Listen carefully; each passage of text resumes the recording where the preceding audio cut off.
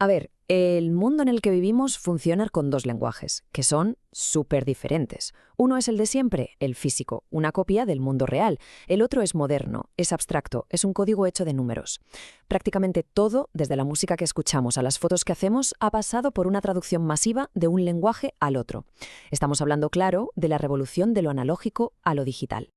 Seguro que nos acordamos de esas teles de tubo, ¿no? Con la antena que había que mover para que se viera algo y esa nieve que aparecía si la señal era floja.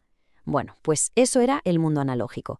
Hoy en día, o la imagen es perfecta o directamente no se ve, es el todo o nada del mundo digital.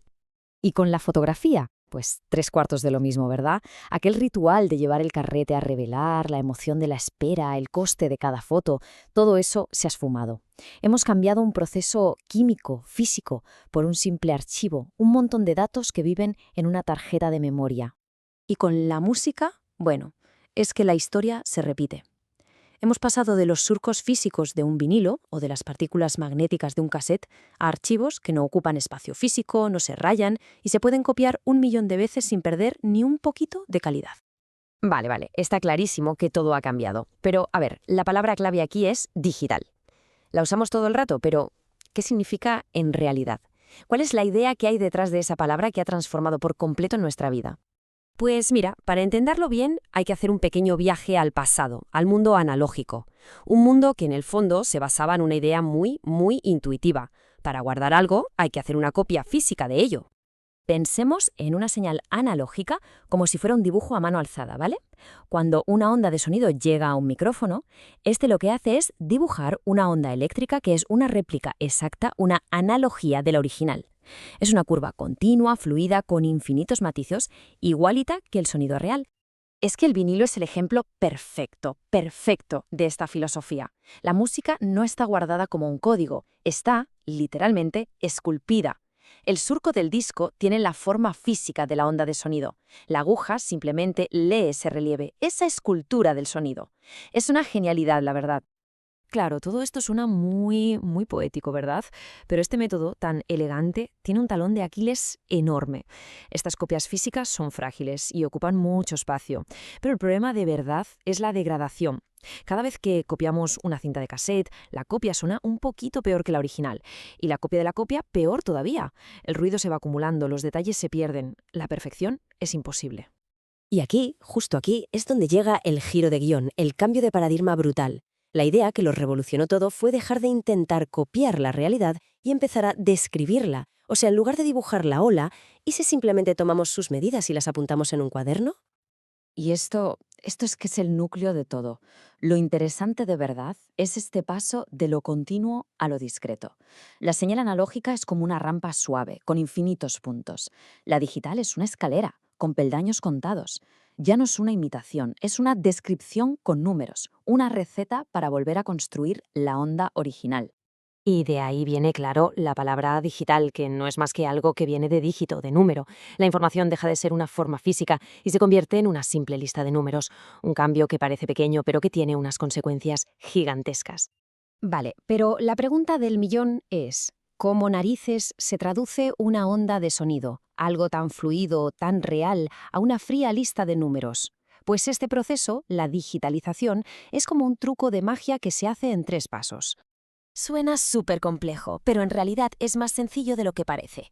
Primero, el muestreo. Es como si le hiciéramos miles de fotos a la onda por segundo para medir su altura en cada momento. Luego, la cuantificación. Cada una de esas medidas se redondea al valor más cercano en una especie de regla que ya tenemos. Y finalmente, la codificación. Ese número se traduce al único idioma que entienden las máquinas. Y ojo, cuando decimos miles de veces, no es una forma de hablar. Para un CD de música normal y corriente se toman 44.100 muestras cada segundo. A esa velocidad, nuestro oído es incapaz de notar la escalera digital. Nos parece que es la rampa analógica original. La ilusión es perfecta. Vale, perfecto. Ya hemos convertido la realidad en una lista de números. Pero claro, esto nos lleva a la siguiente pregunta lógica. ¿Por qué siempre se habla del famoso código binario? ¿Por qué reducirlo todo a algo tan simple como ceros y unos? Es que, a ver, teniendo un universo de números para elegir, podríamos usar los 10 dígitos de siempre, del 0 al 9. ¿Por qué conformarse con solo 2? La respuesta es pura y simple ingeniería. A ver, pensemos en nuestro sistema decimal. Usamos 10 dígitos porque tenemos 10 dedos. Es una convención biológica, por así decirlo. Pero es que los circuitos electrónicos no tienen dedos.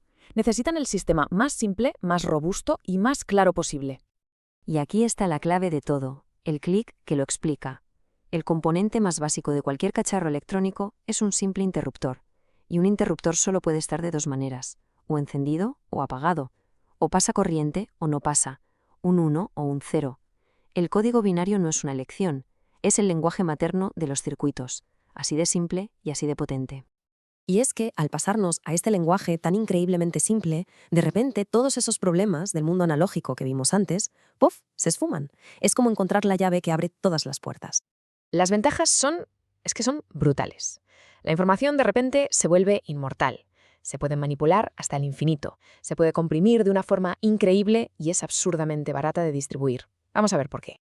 Y esto es para mí la ventaja más bestia de todas, la inmunidad al ruido.